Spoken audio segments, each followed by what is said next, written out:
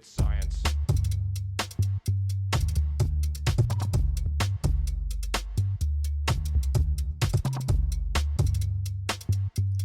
All right, welcome back, CBG Tribe. It's Coach Justin here, and we don't need no god-darn sponsors. We're just here to talk about nutrition, fitness, and everything else related. Today's podcast episode is all about the holidays, how to eat during the holidays and be mindful during the holidays. And we have our co-host Justina on, as well as Tracy. And Tracy Tucker is a guest that we've had on in the past, and she is a one-on-one coach for FoodRx at CrossFit Syracuse. And she has her master's degree in exercise science from nutrition and wellness from Liberty University.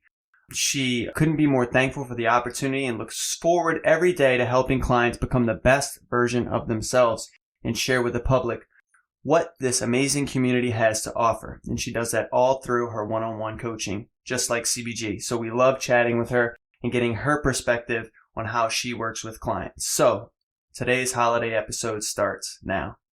Guys, what's up? Hello. Hey, so pumped to be back on again. Thank you so much for that intro. And I'm so pumped to be here. And we have a party of 3 this time with Justina. So it's exciting. Yes.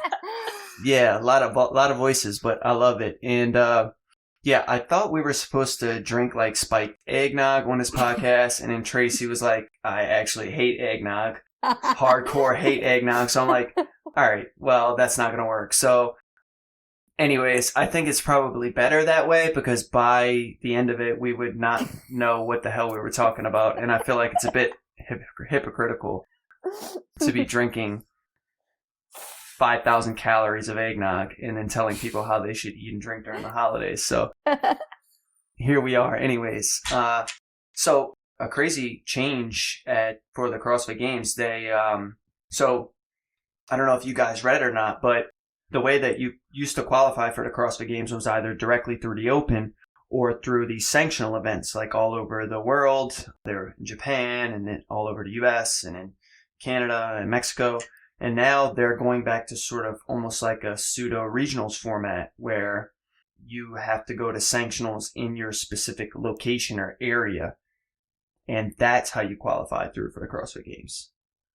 So like, I did not read about that. Yeah, they just came out with it like 2 days ago or yesterday, implemented by Eric Rosa. So it's going to be interesting this year to see, like, it's sort of like basically having regionals back, but they're not doing it at like a venue. They're doing it at like Wadapalooza is a place where people will qualify for, a regional, but it's got to be people within that area, Right. Yeah, I actually did read about that. And I believe it's the top 200 in your, like, whatever that area is.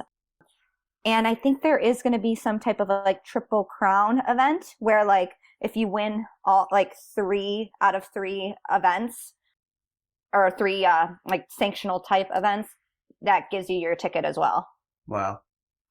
Yeah, that's pretty crazy. And apparently that they're sticking to their guns on this one. Eric Rosa seems pretty determined to keep this system sort of in place. So I guess we'll see what happens. I hope they have something inclusive for people all over the world, like they were doing sort of prior to, where you can compete from like a particular country. And if you were the fittest in your country, you could also come and compete at the CrossFit Games and stuff. So still many questions unanswered, right? Right. Yeah. But it's cool. Something different, right? Like you said, it's just nice to see what they came up with and how it works. Yeah, no, absolutely. So today we're going to talk about nutrition during the holidays. This is where people make grave mistakes when it comes to their nutrition. And it starts really with, whether it's okay at all for people to eat high calorie, palatable foods during the holidays, right? Like, is that okay? Yes. I'm glad somebody said something. Yes. I'm like not used to the 3-way, so I want to make sure I'm not going to interrupt anybody. I love this question and just the topic alone. Like, I think it's really important to know, like, it's okay to eat high calorie, palatable foods all year round, not just at the holidays too. So. Yeah, no, absolutely. And I think what happens to a lot of people is they feel like they have to restrict themselves so much during the holidays that leading up to the holidays, they also have this mindset. And then when the holidays come, they're burnt out completely.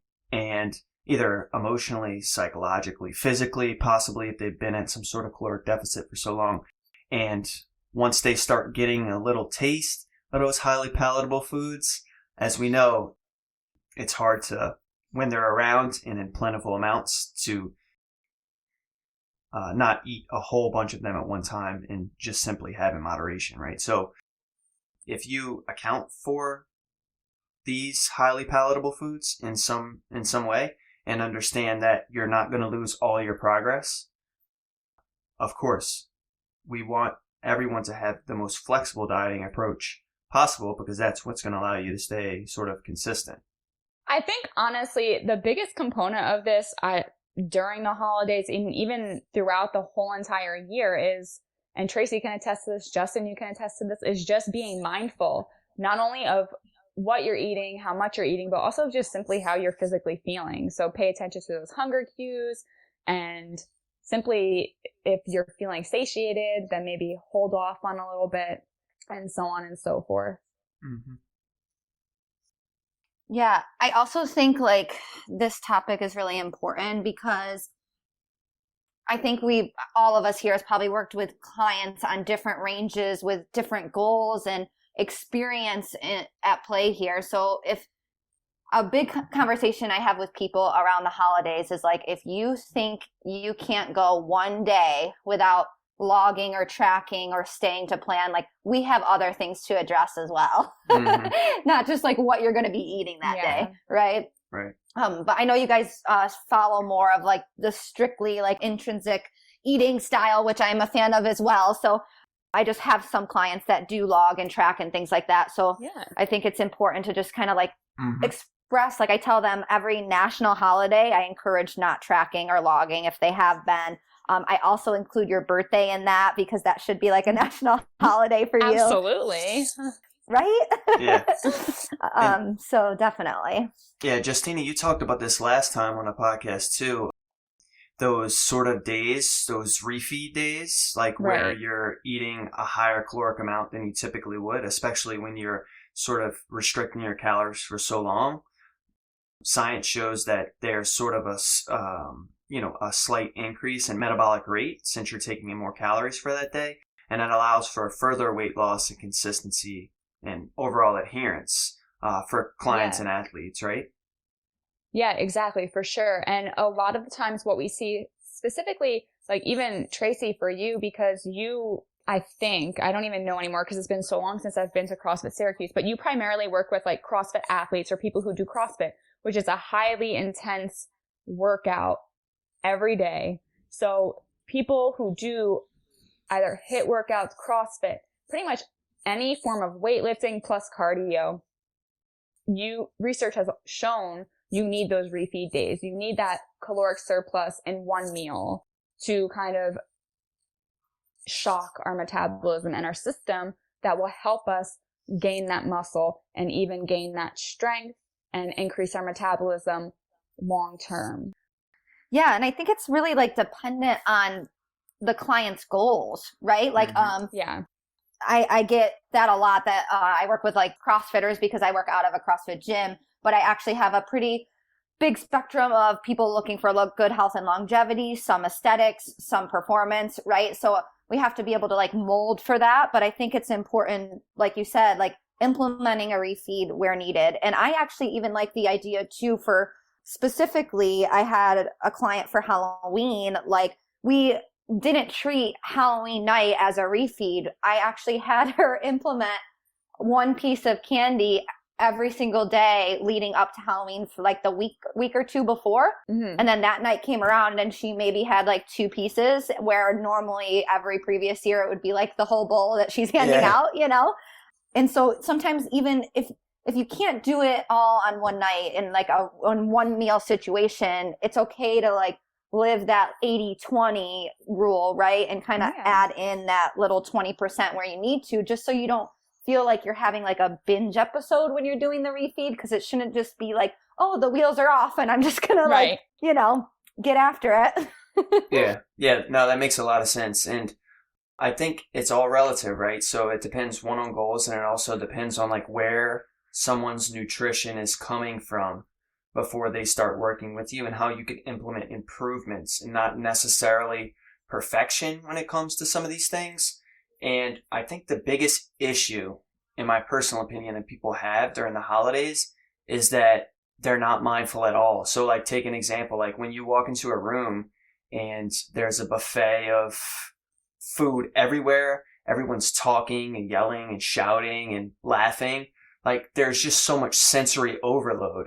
Like, and when you have that sensory overload, it makes it extremely difficult to be mindful. Like, okay, should I put veggies on my plate? You know, who prepared this? What's in this? Does it have something that causes GI distress for me? Am I going to eat a second time today? You're not thinking about any of that shit. You're just thinking about like having a great time, like with your family. And, you know, if that's the case and you want to use that refeed meal at that time so that you don't have to be mindful, awesome. But I think other people can start to become more mindful about their surroundings and doing things like Tracy, what you did with the candy. Like when you implemented that one piece of candy per day, they became more mindful because they had to think like, okay, I'm going to have one piece of candy, right? If they weren't being mindful, it was like, I can have candy. I can have whatever I want. And then before you know it, they eat a bunch of candy, which is what happens on Halloween night, right? They're not mindful at all about some of those things because the sensory overload and all these things happening around them just cloud their judgment when it comes to food. So I think that that's one thing that specifically a lot of people can work on if they're looking to be more mindful at a setting with a bunch of people and a bunch of food. It's like before you even walk in there and you smell the food, you see the food, you're laughing with your friends, there's unlimited amounts of it. Have a game plan, right? You're going to fail if you don't have the plan already, Plan to right? fail, right? Yeah. So what are some mindful tips that some of you guys use to sort of negate some of these sort of almost, I guess, almost like from our ancestors, you know, some of our genetics show that we're basically inclined to eat as much highly palatable food at one time as possible so we can survive. How do you guys like sort of use other mindfulness tips to sort of get people back in a position where they can be better about this? I love that we're talking about this because it sounds like, I think, so simple to people. But like you said, there's so much going on sometimes. It really truthfully is a skill in itself. Like, I don't care who you are. So one thing I definitely like to work on with clients is number one, like you said, having a plan, right? So like if you know ahead of time, you're going to Thanksgiving dinner, right? We come up with ways to first strategically plan kind of around that meal for the day. So maybe it's like keeping breakfast the same and then only having the lean protein and vegetables at lunch, leaving more fats and carbs for dinner, and then also having something like a protein shake or a protein bar right before you leave to go to that dinner, just so you don't go there with your eyeballs feeling huge. I think that like little bit of Tetris gaming can kind of just make you feel like you're still on course. And then there's definitely like little things you can do while you're there. I love the simple trick of like simply putting your fork down in between bites and like, you know, sitting at a table with other people and really like engaging in conversation and just being aware of like your hunger cues, making sure your plate is like full of each macronutrient and a lot of micronutrients on there just to make sure that like your bases are covered.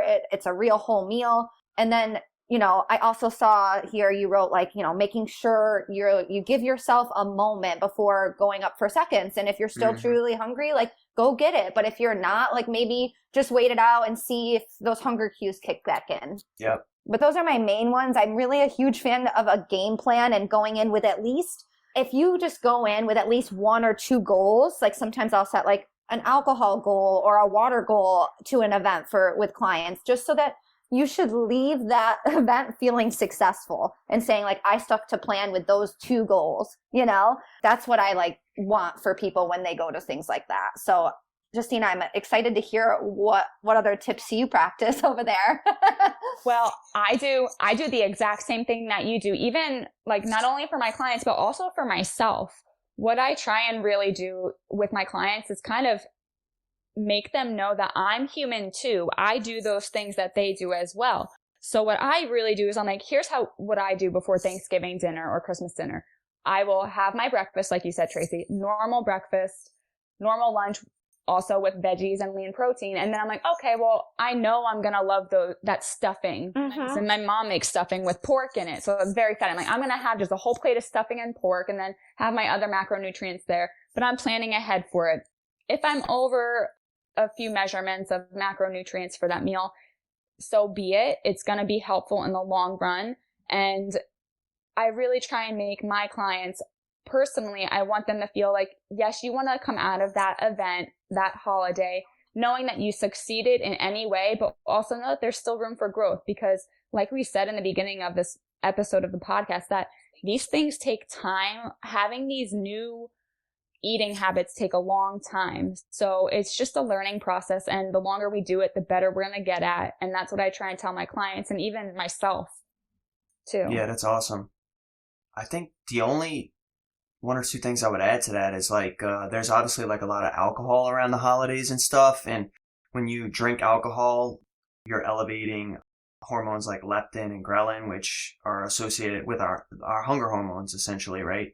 And that's going to cause you to eat more. So like you want to try to avoid alcohol like on a completely empty stomach. So like Tracy said, if you're going to go to like an event or something like that, if you want to have like a protein shake with like a decent amount of water in it, that can be extremely satiating before, heading right there to wherever it is that you're going. And then, really take your time chewing your food. Do you guys know about the raisin experiment? Have you guys ever heard of that? No. I don't think so. Yeah, so it's part of the intuitive eating / intrinsic eating methodology that people use to try to get people to be more mindful of food. And they tell you like for 5 minutes straight, just like put the raisin in your mouth and like document how you're feeling about everything. Like, what does it feel like in your mouth? How do you feel about, just overall, like just your body? Are you happy? Are you sad? Like, what's the texture like? What does it taste like? And then bite into it. And then eventually like you swallow it. And you don't have to do it with the raisin. This is just like the example. And it seems really silly, but I think that when people get a plate of food in front of them, especially food that they may have not had in a really long time, they completely scarf it down, which is the exact opposite of enjoying it. So it's really easy to get distracted and not be mindful. So the raisin experiment is something that you can have clients do like on a weekly basis with one of their meals to make sure that they're eating slow and that they're digesting everything appropriately. And yeah, I would say that those are some great sort of tips. And then also, like I just told a client this today on the phone on my ride home, is like check the entire like room for which foods it is that you're going to select from before you hop in the front of the line, right? And then you start putting all this stuff on your plate, and then you get closer to the end, and you're like, oh shit, there's like 5 things actually at the end of this that I didn't even see. And I need these on my plate too. And then before you know it, you have 7 or 8 different courses on your plate. Your plate is stacked to the top, and it's 1,200 to 1,500 calories. So, so like if you check the entire area first and decide like, okay, I know I need veggies, so that's where I'm going to get that from. And then, but I really, this is my treat. Like this is one of my favorite foods. I have to get that. I'm going to skip out on one of these 2 other things, so I don't really need that. And there you go. Like you have more of a balanced plate where your stomach is more full. And if you're being mindful, you know how you're feeling.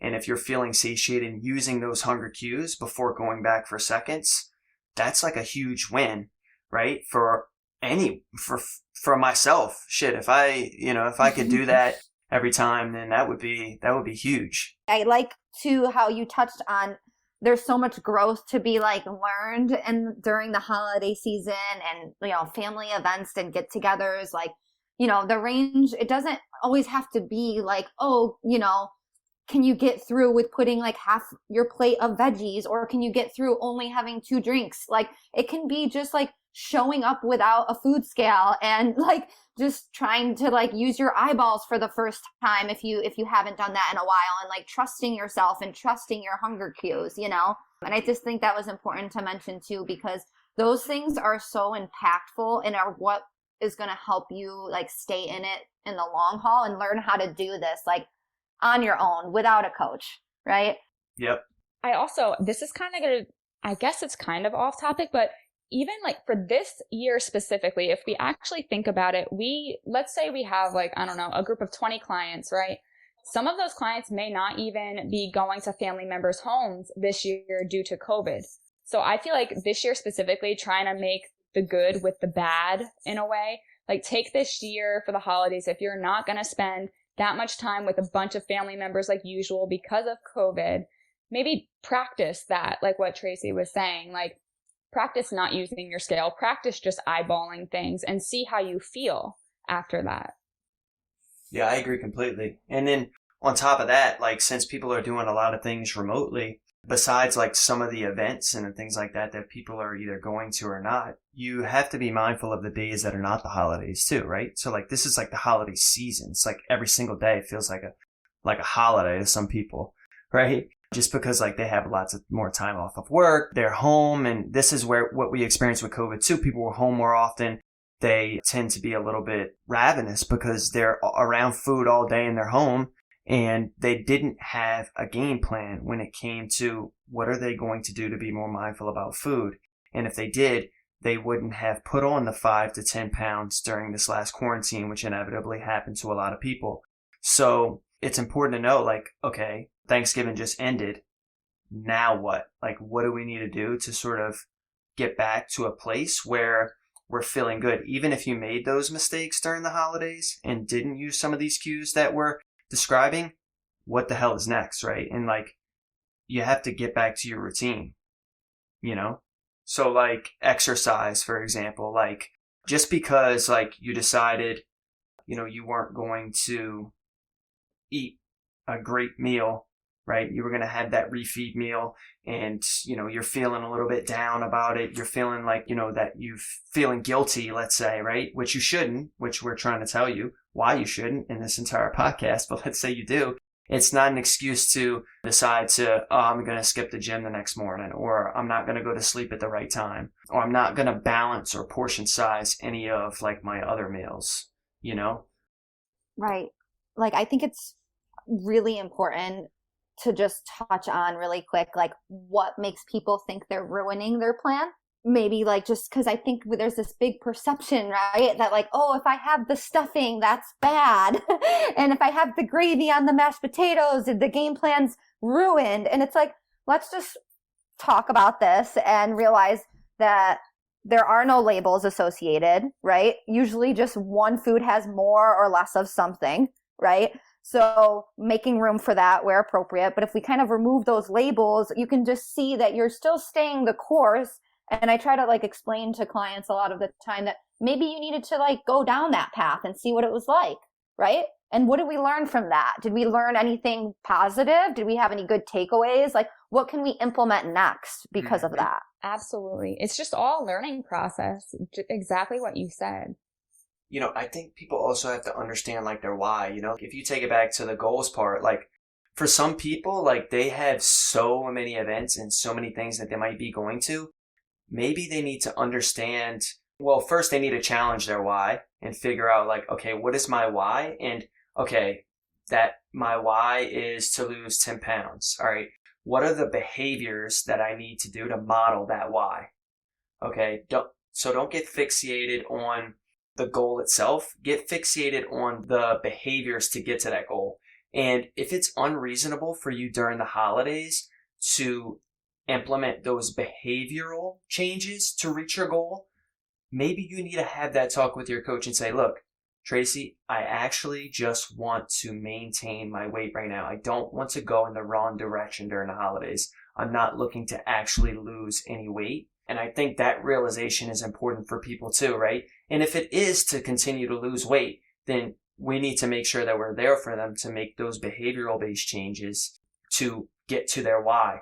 But if it's not, it's very important for the client athlete to have that sort of discussion with their coach.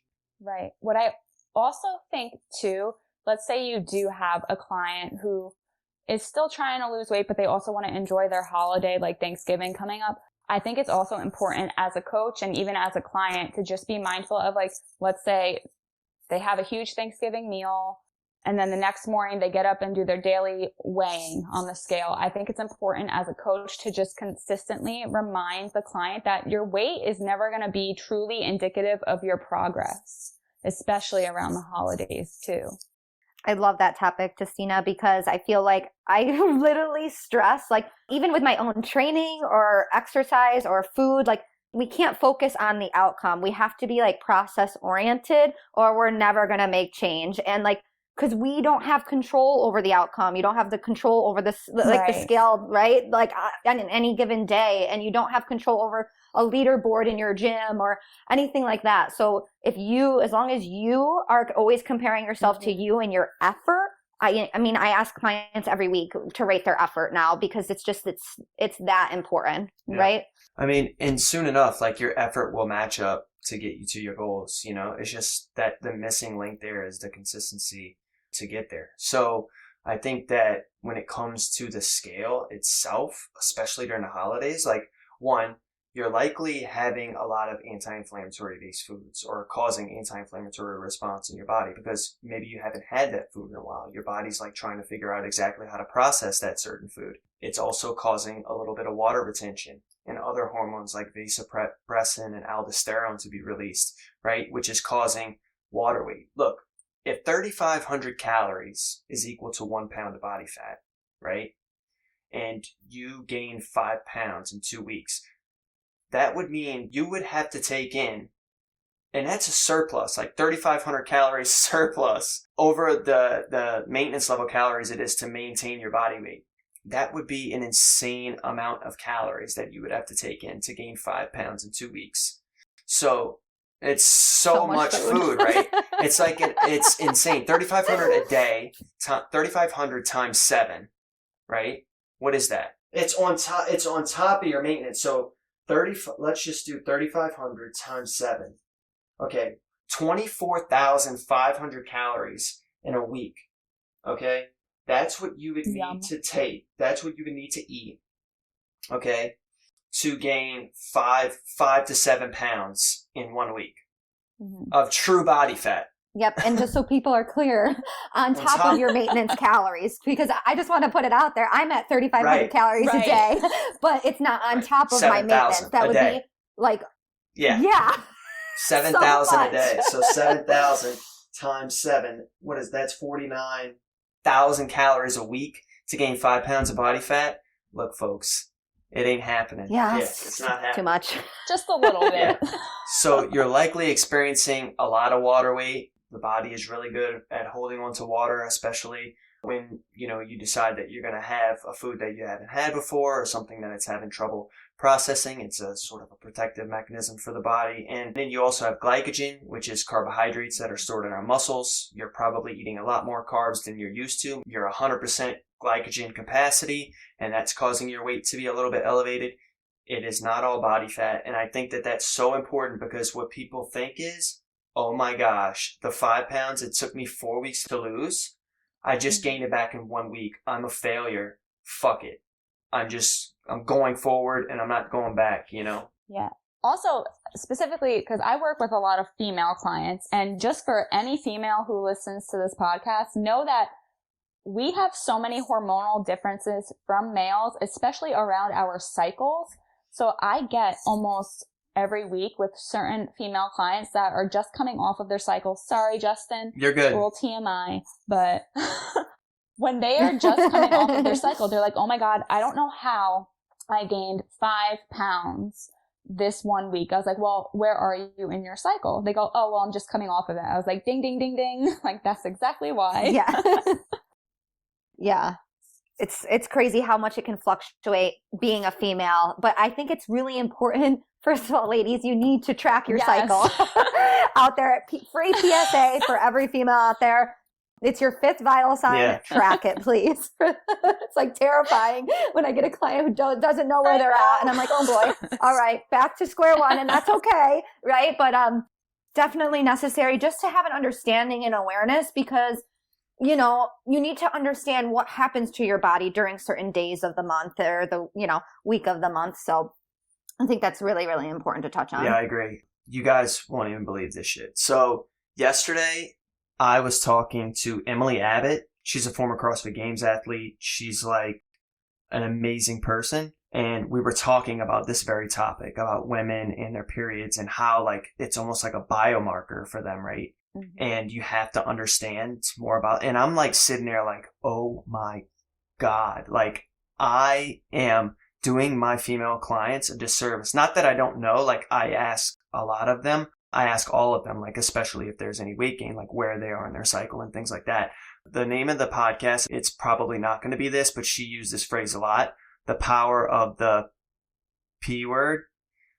She said it like 10 times on a podcast, and it was fucking awesome. Like, and she was talking to me about all these things and how to embrace like female athleticism and the female physiology, especially when it comes to being an athlete. And she referred me over like so many resources, which I'm super grateful for. But she was talking about how there are so many differences between men and women and how that women need to start embracing some of these things, especially as it pertains to their training and utilizing it to fuel their training and be better at their training. And the more you understand your body during this time period or any time period in your menstrual cycle is inordinately helpful for understanding weight loss, for understanding your health, for understanding what you can be doing better in terms of your training. And your coach should know this shit too, right? Like your training coach, your nutrition coach, they have to know this stuff. And yeah, it's weird, it's awkward. But once you get past that, you'll see that, you know, the benefits that your coach is going to be and the tips that your coach is going to be able to provide to you is only going to elevate you more as a female and as a person, right? I'll save you. The podcast is going to come out at some point. It was awesome. Yeah. We should come up with just a full on female podcast one day and just talk about solely that. Yeah. There's so many cool topics about that. Yeah. Like, you know, I've read a little bit about, you know, programming your training around your cycle and then having a different set of macros for your cycle. And there's just like so much power to that to help, I think, female athletes, not only with how they're like feeling during that time and their training, but also like the mental state, because there might be certain things you're not able to do, right? And it's like, oh my God, well, and you know, you don't know when you start, like if you lean more towards a perfectionist side, it's like, oh, is it because I just didn't show up today? And it's like, well, you've got quite a few things going on. You know? Oh man. Yeah. I mean, there are just different hormones between men and women, and it's foolish to continue to give men and women the same exact training without taking into consideration, because you can, you know, start to get to a position where, you know, you're seeing better adaptations in the female physiology because you're structuring your nutrition better around your cycle and your hormones specifically. And we talked a lot about birth control, and, you know, obviously there are some advantages regarding it, but there are also a lot of disadvantages, especially when it comes to athletic performance. So that was like also crazy. So I'm obviously no expert, and I was sitting there just like in total, blown away. I was blown away. She was so, you know, just helpful, and like it was just a great overall podcast and really like opened my eyes to like a whole new world. Not because I don't feel like I don't know women as people, but when it comes down to some of these things, such as hormonal birth control and, you know, your period and the experience of all of it and how to start lining that up. I think we're just scraping the surface of this for women in the next 5, 10, 15 years in regards to athletic, especially with all these CrossFit women coming out now and stuff. It's going to happen. It's going to be crazy. But even historically, I know we're getting kind of off topic from what our podcast was originally about, but I do want to. It's important for women to know, though. Yeah. Like historically, I remember when I was in grad school, I would take all these classes, and I'll never forget. It's going to be engraved in my brain forever now. My professor, who has been a molecular physiologist since she graduated college, whenever, she said, scientists are afraid to do research on the female physiology because they know it's going to be so much more complicated than the male physiology. And I think that will always stick in my brain because it's a necessity. We need to know about the female physiology, not only to help with athletic performance and just overall health, but also to decrease risk to a lot of female-driven diseases and cancers. So it's such a necessity in the whole realm of health and athleticism and performance. I love that you brought that up. I was literally just having a conversation with someone about, I get asked a lot about intermittent fasting, right? And I'm like, okay, well, let's bring it back to research here. And the most recent studies have yet to be done on women. So you're a female and I'm not going to recommend it to you. We are not tiny men, unfortunately. Exactly. So once there's some more studies done on the female body to give us a little bit more direction, then we can talk about it.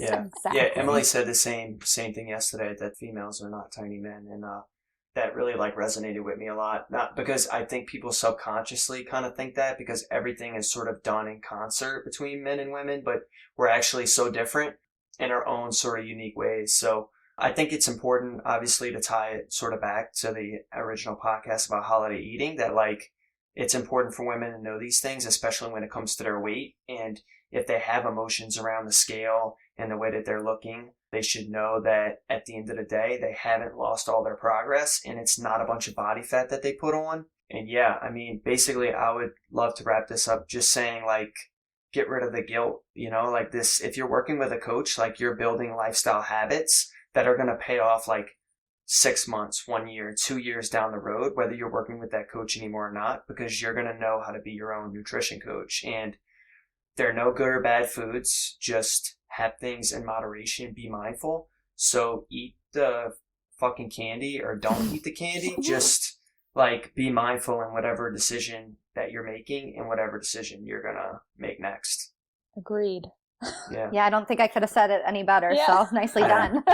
Yeah, I mean, that's basically how I think what we've been trying to summarize this entire time. Obviously giving key tips for people that seem so simple, but yet people aren't doing them because they're blinded by just all the shit out there when it comes to nutrition information and stuff. You don't have to complicate it. We have studied this stuff and we've been working with clients for so long so that we can simplify it for you. So that's really my tips for holiday eating. Tracy, I do want people to be able to contact you if they can find you. So would you want to give us some of your information? Absolutely. So my Instagram handle is Tracy Tucker _CFS.